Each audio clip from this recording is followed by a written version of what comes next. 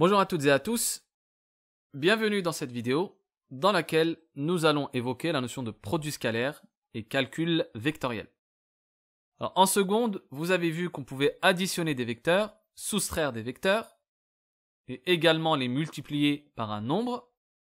Alors pour le produit que nous allons voir et qu'on appelle donc le produit scalaire, c'est-à-dire en fait que le résultat ne sera pas un autre vecteur, comme pour la somme et comme pour la soustraction et comme pour la multiplication avec un nombre, donc ce qui est vu en seconde, mais le résultat, ce sera un nombre réel, et dans cette vidéo, nous allons voir comment il est défini et quelles sont ses différentes propriétés. On commence par le grand 1 avec les premières expressions du produit scalaire, et le petit a sa définition.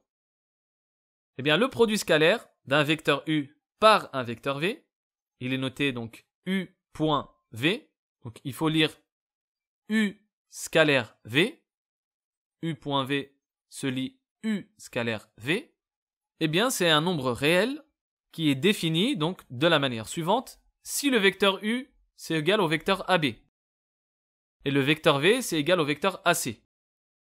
Donc vous voyez bien que ce sont deux vecteurs ici, pour cette première définition, qui partent du même point A. Eh bien si ces deux vecteurs u et v, donc AB et AC, sont deux vecteurs non nuls, alors le produit scalaire, u scalaire v, qui vaut donc AB scalaire AC, eh bien ça va être la longueur du vecteur AB, fois la longueur du vecteur AC, fois le cosinus de l'angle qui est formé par les deux vecteurs, c'est-à-dire l'angle BAC, où CAB c'est la même chose. Maintenant, si un des deux vecteurs est nul, eh bien le produit scalaire sera égal à 0. Remarquez bien que AB fois AC fois cosinus de BAC, l'angle BAC, puisque c'est un produit de distance, avec un cosinus. Le résultat, c'est un nombre. Et pareil, lorsque un des deux vecteurs est nul, le résultat est également un nombre qui vaut 0. Donc si je résume, le produit scalaire entre deux vecteurs, u et v, il se note u.v, il faut lire u scalaire v, il est défini donc de la manière suivante, et le résultat est un réel. Remarque, donc dans cette définition, on a pris u et v encore une fois avec la même origine, mais le résultat reste valable également dans tous les autres cas. Il suffit juste de prendre un représentant de chaque vecteur avec la même origine. En gros, je déplace mes deux vecteurs au niveau de la même origine et je calcule mon produit scalaire. Première propriété, si AB et AC sont collinéaires et de même sens, collinéaires donc ça veut dire qu'ils ont la même direction, ils sont parallèles, eh bien AB scalaire AC, encore une fois on part ici du même point, de la même origine, ça va être tout simplement le produit AB fois AC. Deuxième point, c'est si maintenant AB et AC sont collinéaires et de sens contraire, alors AB scalaire AC, ça sera cette fois-ci moins AB fois AC. Je rappelle que le résultat c'est un nombre réel, il peut être positif comme négatif. Le premier cas ici il est positif, le deuxième cas il est négatif. Alors très rapidement, pourquoi c'est AB fois AC pour le premier et moins AB fois AC pour le deuxième? C'est quoi l'angle compris entre AB et AC lorsqu'ils sont collinaires de même sens? Ici, l'angle il est nul puisque les vecteurs sont collés et de même sens. Donc l'angle entre le vecteur AB en vert et le vecteur AC en rouge, il est nul. Cosinus 0, ça fait 1. Donc d'après la définition, ça fait AB fois AC fois cosinus 0, c'est-à-dire fois 1. Pour la deuxième, c'est la même chose, sauf que l'angle entre les deux vecteurs, c'est un angle de pi radian. Et cosinus pi, ça fait moins 1. Donc ça fait AB fois AC fois moins 1, d'où le résultat.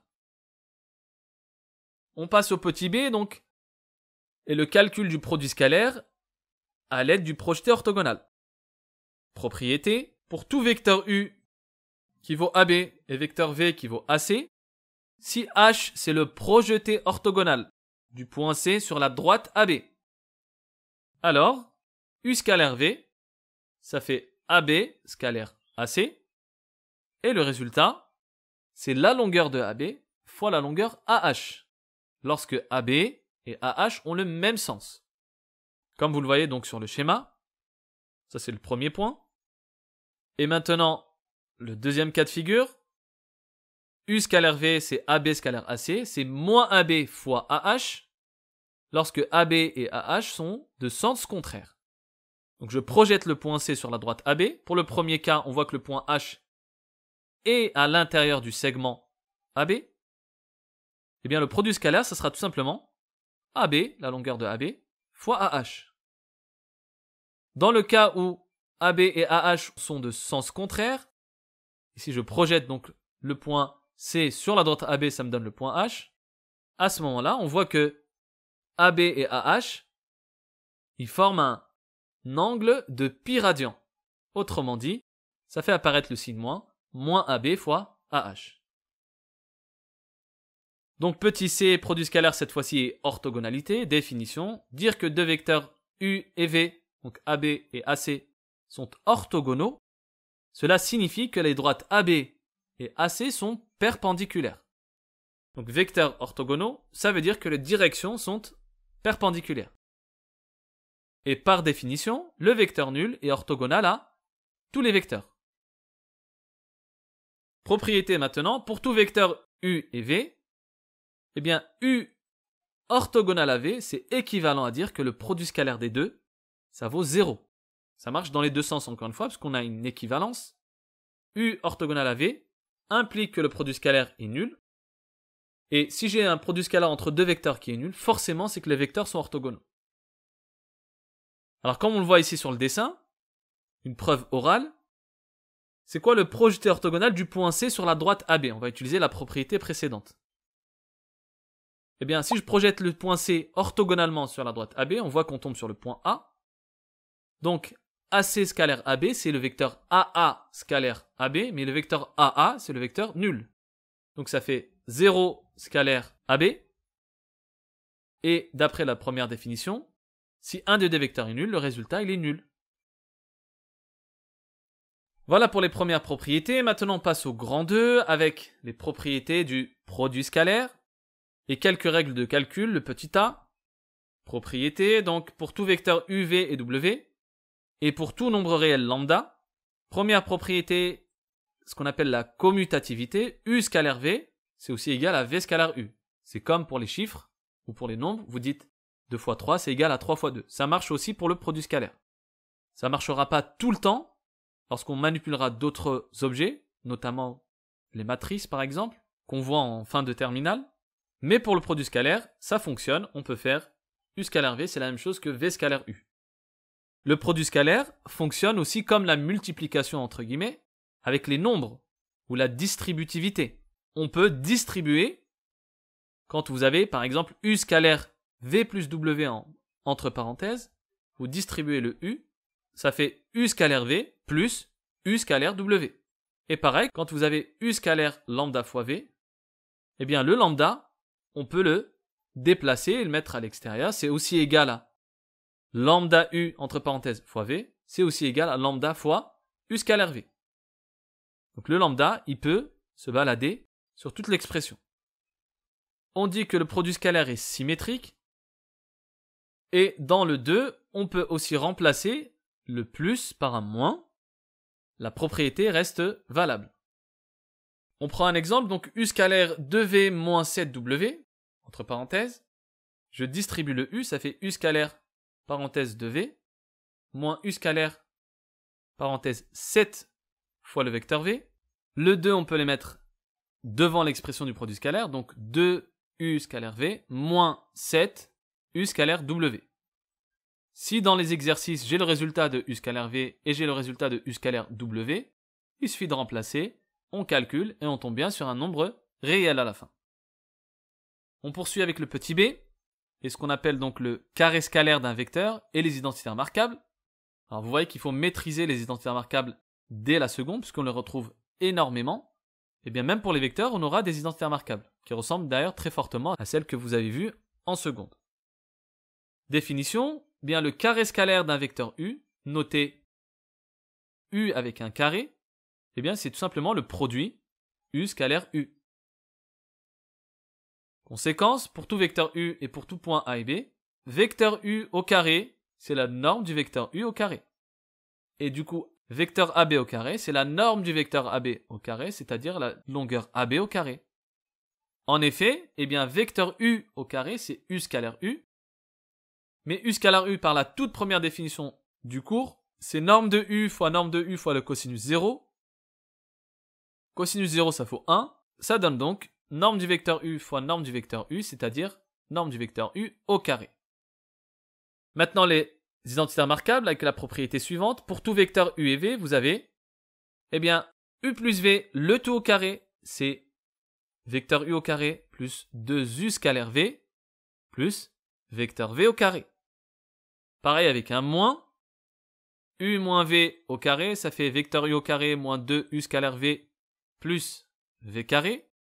Et enfin, u plus v scalaire u moins v, ça fait vecteur u au carré moins vecteur v au carré. Je vous mets ici les preuves des trois propriétés, alors qui ressemblent très fortement à celles vues en seconde, sauf que cette fois-ci, elles font apparaître un produit scalaire. Vecteur u plus vecteur v le tout au carré, eh bien c'est vecteur u plus vecteur v scalaire vecteur u plus vecteur v. Ensuite, je double distribue, je rassemble le tout et je retombe sur mes formules. Pareil pour la deuxième formule et pareil pour la troisième. Petit conseil, c'est bien de savoir refaire ça tout seul à la maison. On poursuit avec le petit 3 maintenant, quelques expressions du produit scalaire. Et le petit a, expression avec les coordonnées. Comme vous avez vu en seconde, eh bien, les vecteurs peuvent être exprimés lorsqu'ils sont dans un repère orthonormé avec des coordonnées. On a vu qu'on pouvait les additionner, coordonnées par coordonnées. On a vu qu'on pouvait les soustraire, coordonnées par coordonnées. On a vu qu'on pouvait les multiplier par un nombre réel, auquel cas on multiplie chaque coordonnée par le nombre réel. Et maintenant, pour le produit scalaire, propriété dans une base orthonormée i, j, si u est de coordonnées x, y et v de coordonnées x', y', alors u scalaire v, ça va être le produit des abscisses, x fois x', plus le produit des ordonnées, plus y fois y'. Alors je vous mets ici la preuve. U c'est un vecteur de coordonnées x, y, et v un vecteur de coordonnées x', y'. Eh bien u c'est x fois le vecteur i, plus y fois le vecteur j, où i et j sont les vecteurs de la base. Je fais la même chose avec v, j'applique mon produit scalaire, je double distribue, je simplifie et je tombe sur la formule xx' plus y'. Je rappelle que i et j sont deux vecteurs orthogonaux, puisque c'est une base orthonormée, donc leur produit scalaire il est nul. Il reste donc que les termes aux extrémités, c'est-à-dire xx' fois i au carré, y' fois j au carré, vecteur i au carré égale au vecteur j au carré, ça fait 1, et d'où la formule de la propriété. On poursuit avec une autre propriété, également dans une base orthonormée ij.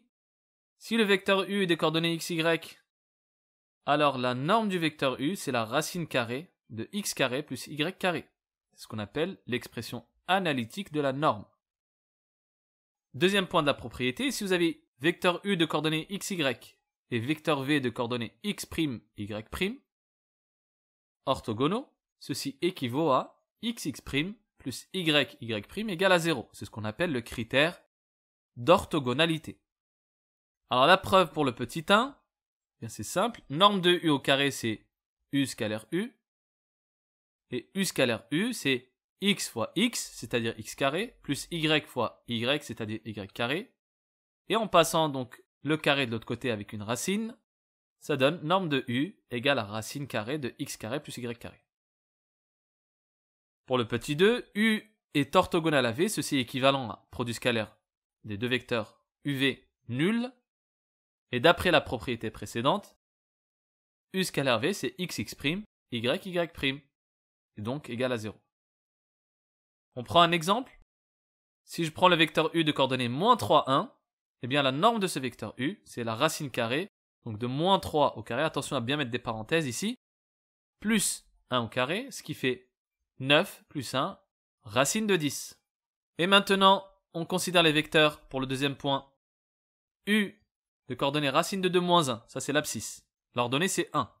Et le vecteur v, l'abscisse c'est racine de 2 plus 1. L'ordonnée c'est moins 1. Eh bien, u scalaire v, c'est racine de 2 moins 1 fois racine de 2 plus 1, plus 1 fois moins 1, donc moins 1 fois 1.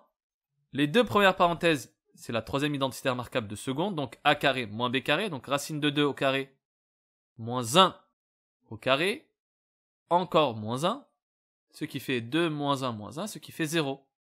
Ce qui équivaut à dire que u et v sont orthogonaux. On passe au dernier point de la vidéo avec le petit b, le produit scalaire est norme. Propriété, pour tout vecteur u et v, eh bien la norme du vecteur u plus v au carré, c'est la norme de u au carré plus 2u scalaire v plus norme de v au carré. Même chose avec le moins, u moins v, le tout au carré, ça fait norme de u au carré moins 2u scalaire v plus norme de v au carré. Et je vous mets la preuve, très simple et qui découle directement de ce qu'on a vu tout à l'heure. On finit par la propriété suivante. Pour tout vecteur u et v, u scalaire v, c'est égal à 1 demi de la norme de u au carré plus la norme de v au carré, moins la norme de u moins v, le tout au carré. U scalaire v est aussi égal à 1 demi, norme de u plus v au carré, moins norme de u carré, moins norme de v au carré. Alors ces deux formules, elles découlent directement des propriétés précédentes. Pour les plus curieux, c'est un très bon exercice pour se familiariser justement avec ces différentes formules que je vous invite à faire afin de gagner en rigueur et éviter toute forme de confusion avec les différentes notations. Voilà, c'est la fin de la vidéo. Dans la prochaine, nous allons voir les applications géométriques du produit scalaire avec différentes formules qui en découlent directement.